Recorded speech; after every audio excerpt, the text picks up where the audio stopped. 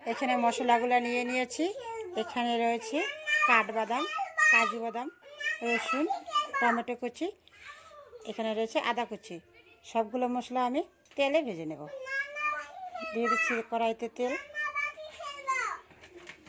এখানে একটা বাচ্চা মেয়ে আছে, খুব কথা বলে।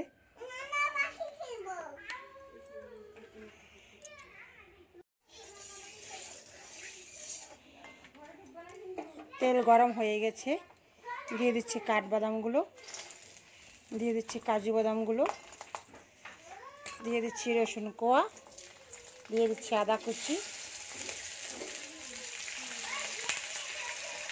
ভেজে নিচ্ছি সামান্য। এই রান্নাটা আমি সরষের তেলেই করছি। দিয়ে দিচ্ছি হালকা টমেটো কুচি,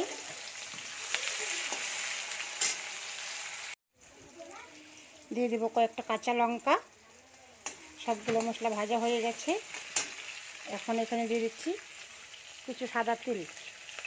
আমি তো আমার পরিমাণ মতো দিয়ে দিয়েছি।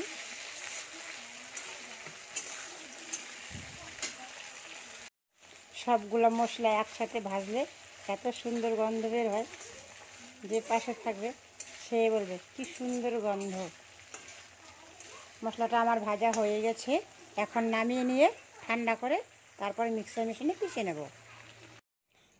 ওই কড়াই আলু ভেজে নিয়েছিলাম, ওই কড়াইতেই একটু তেল দিয়ে দিচ্ছি পরিমাণ মতো। তেল দিয়ে দিলাম, একটু একটু করে বারবার দিলাম। প্লিজ কড়াইটা দেখে কেউ হাসবে না। এই কড়াইটাতে আমি বেশি রান্না করি না, মাঝে মাঝে করি। তেল গরম হয়ে গেছে। শুকনো লঙ্কা আর তেজপাতা দিয়ে দিচ্ছি।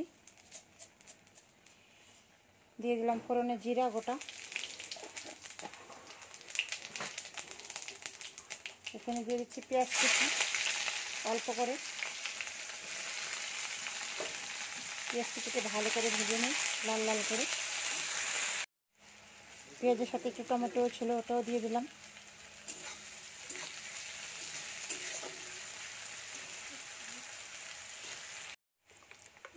এই যে মশলাটা ভেজেছিলাম কড়াইতে নিয়ে, ওই মশলাটাকে আমি পিষে নিয়েছি, দেখতে পাচ্ছ। এখন এটা আমি দিয়ে দেব।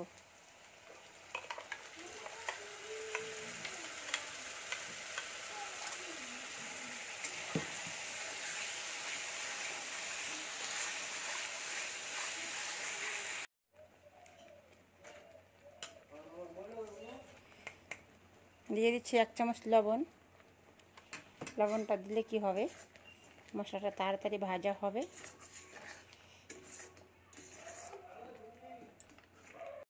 মশলাটা ভাজা হয়ে গেছে। দিয়ে দিলাম 1 চামচ লঙ্কার গুঁড়ো, দিয়ে দিচ্ছি হলুদ গুঁড়ো,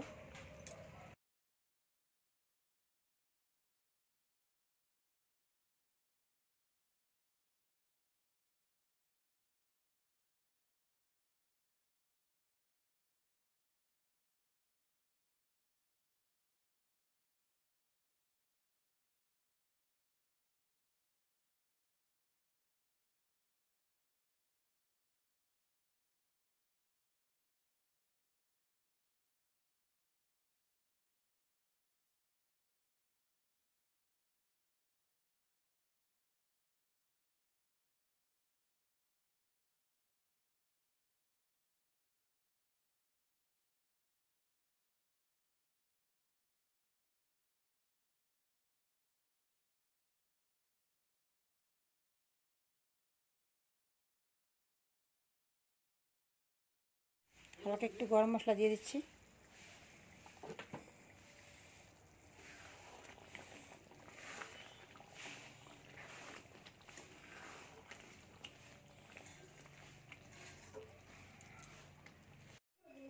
আমার সবজিটা হয়ে গেছে, নামিয়ে নেব।